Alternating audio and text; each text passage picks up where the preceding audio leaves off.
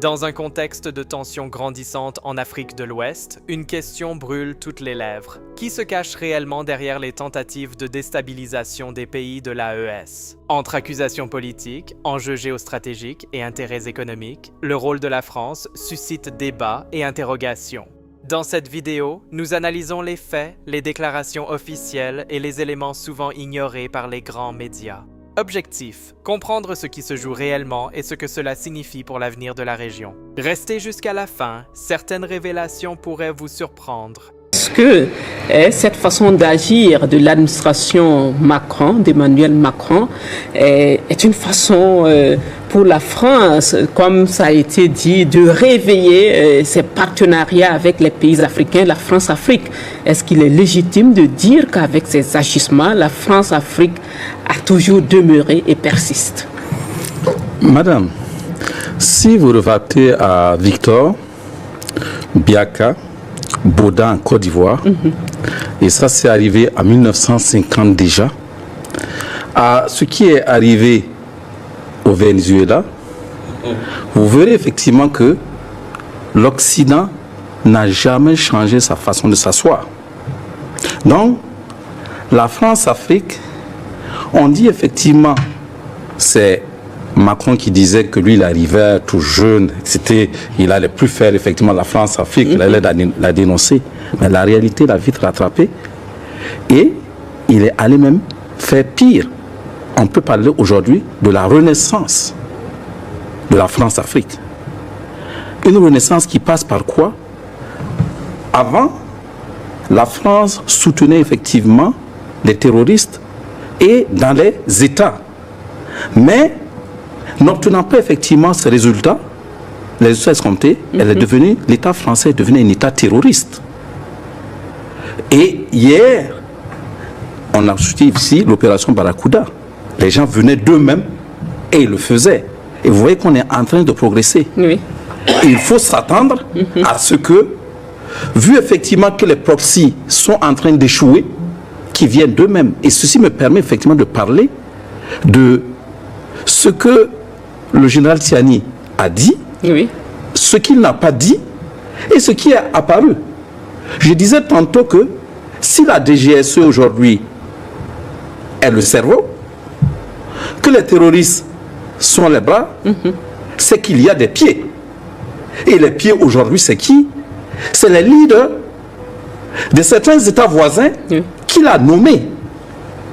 Et si on revient effectivement à ce qu'il a dit, il n'a jamais dit que parce qu'il y avait un aéroport, à l'aéroport sur le tarmac nigérien, il y avait effectivement un avion de Air Côte d'Ivoire, que les terroristes étaient arrivés par cet avion. Mais c'est c'est son ministre, qui tentait effectivement de le défendre. Plus gravement encore, vous voyez ce qu'ils disent. Tant qu'on s'attaque effectivement à la Côte d'Ivoire, il n'y a pas de problème. Mais tant qu'on attaque à la personne effectivement du président Ouattara, alors là, ça devient effectivement un grand délit. C'est pour dire que ces individus sont au-dessus des États. Et ça veut dire effectivement la gravité de la chose. Mais je reviens à ce que le journaliste a dit, et ce que le membre du gouvernement a dit. Il dit, ce n'est pas de la faute effectivement du président Ouattara. Si les terroristes se sont retrouvés effectivement dans l'avion, ont affrété l'avion et se sont retrouvés à l'aéroport. Mais où est cet État où on dit que des terroristes peuvent aller allègrement dans la capitale, aller allègrement de la capitale à l'aéroport et aller affréter un avion qui va effectivement dans un pays frère et pouvoir attendre la nuit pour opérer? Donc c'est pour dire, même objectif, c'est l'objectif commun, parce que si vous regardez, la France aujourd'hui, si on compare de 2020 à 2025 aujourd'hui, prenons d'abord la dette. Elle était effectivement de quel ordre? 2950 en 2020.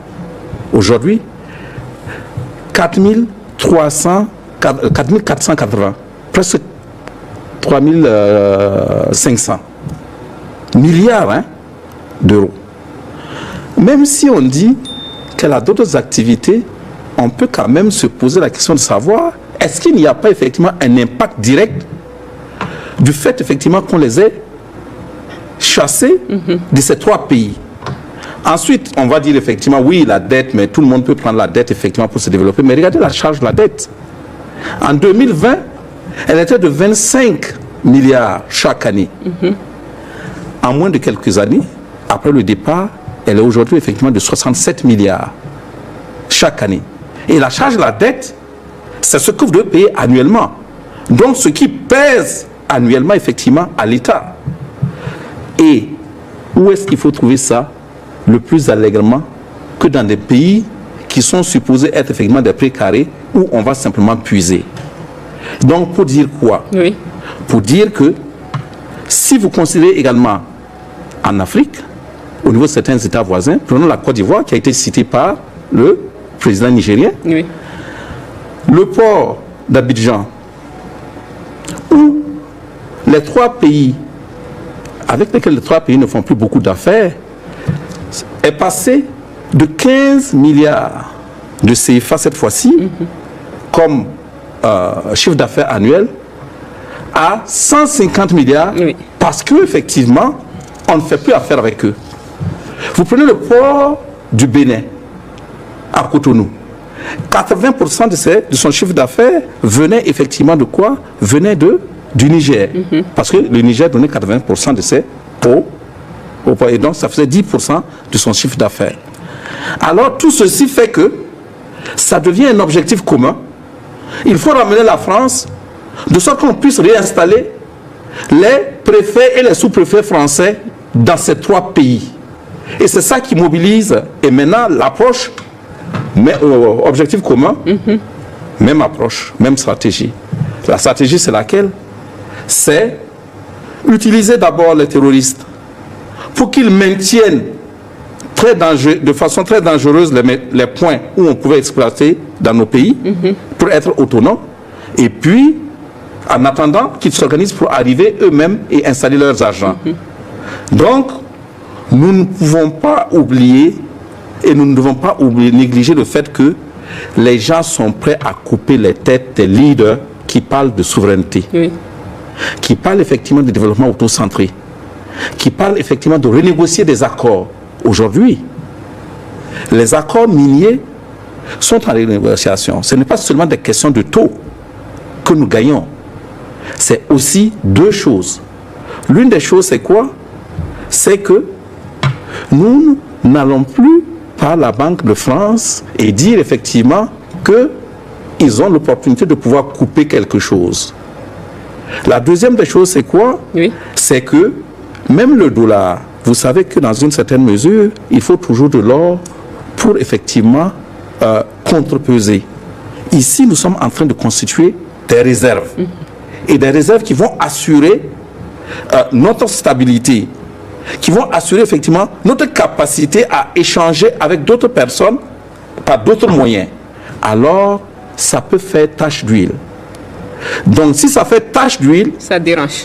Ça va travailler et recommander, déranger effectivement l'ordre international depuis 1984. Donc, c'est tout ça qui fait qu'aujourd'hui, nous devons continuer dans la voie que nous avons choisie. Parce que chaque fois qu'ils ne sont pas d'accord avec vous, sachez effectivement que c'est parce que vous êtes là, dans la bonne direction.